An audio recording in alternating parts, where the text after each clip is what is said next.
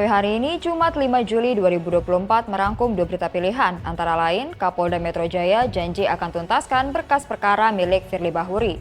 Hingga berita, Hotman Paris Hutapea ingatkan Presiden Joko Widodo terkait Hasyim Asyari yang dipecat sebagai Ketua KPU RI. Kapolda Metro Jaya buka suara terkait pengusutan 2 perkara baru, yaitu dugaan tindak pidana pencucian uang dan Undang-Undang KPK yang menjerat mantan Ketua KPK Firly Bahuri. Saat ini penyidik Subdit Tipikor di Treskrimsus Polda Metro Jaya masih melengkapi keterangan dan berjanji akan segera menuntaskan 2 perkara tersebut.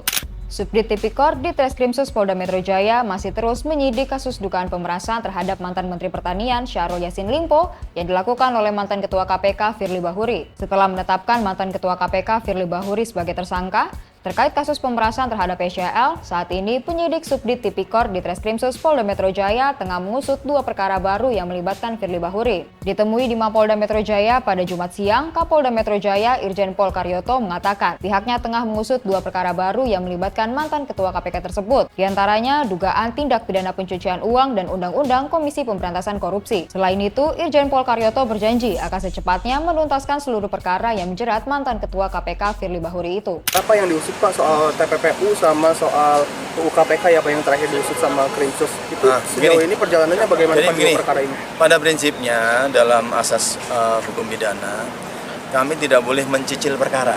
Ya. Memang kemarin pasal 36 itu agak belakang. Ya. Kita fokus kemarin di pasal pemerasan dan dugaan suap, ya, pemerasan dan dugaan suap.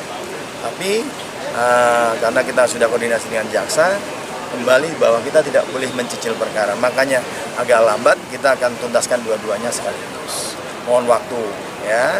Semuanya perlu koordinasi, hal-hal yang belum dipenuhi segera dipenuhi, keterangan-keterangan apa yang dibutuhkan untuk pemenuhan baik pasal yang pertama maupun pasal yang kedua. Cukup ya? Pak, berarti itu kan yang melarang pimpinan KPK bertemu itu masih penyelidikan. Berarti menunggu penyidikan dan pelimpahannya bersama juga Pak dengan pemerasan. Ya, diharapkan begitu. Nanti saya cek lagi kepada Dirkrimsus untuk sampai sejauh mana yang pasal 30. Oke, cukup. Terima kasih. Sebelumnya, Direktorat Reserse Kriminal Khusus Polda Metro Jaya telah menetapkan mantan Ketua KPK Firly Bahuri sebagai tersangka terkait kasus dugaan pemerasan terhadap mantan Menteri Pertanian Syahrul Yassin Limpo pada bulan November 2023 lalu dan belum menahan Firly Bahuri dengan alasan masih dalam tahap pengembangan dugaan kasus lain. Kasus ini sudah berjalan selama 8 bulan. Dan selama itu juga, Firly Bahuri masih bisa menghirup nafas segar dari luar jeruji besi.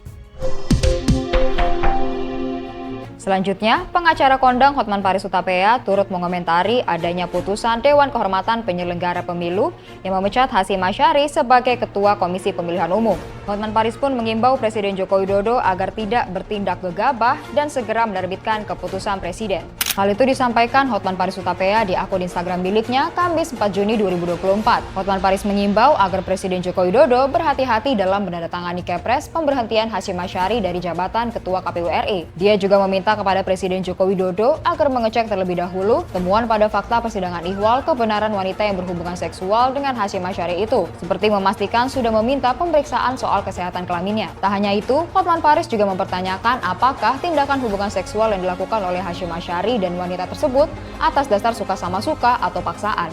Halo Bapak Presiden Jokowi, Ketua KPU dipecat oleh DKPP atas dasar katanya melakukan paksaan hubungan intim dengan si pengadu si wanita yang dari Belanda. Pertanyaannya, sebelum Bapak Jokowi menandatangani Kepres, mohon dicek temuan fakta persidangan.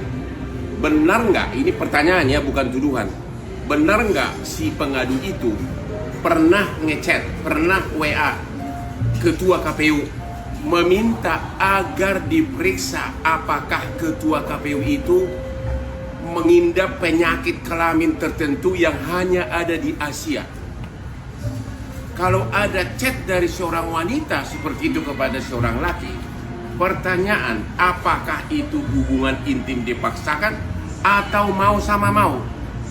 Ya. Yang kedua, benar nggak selama persidangan DKPP si cewek itu ngotot tidak boleh dipublikasikan identitasnya, tapi setelah dia menang sekarang sudah viral di mana-mana, dia nongol di mana-mana. Pak Jokowi, hati-hati, jangan sembarang tanda tangani kepres. Cek dulu. Bersikap hati-hati dan menelaah lebih dalam adalah langkah yang seharusnya diambil oleh Presiden Joko Widodo dan penyidik sebelum menerbitkan keputusan Presiden dan menggelar sidang perkara. Demikian Voi hari ini, nantikan berita selanjutnya dengan subscribe YouTube Voi.id dan follow Voi.id di Instagram dan TikTok. Sampai jumpa.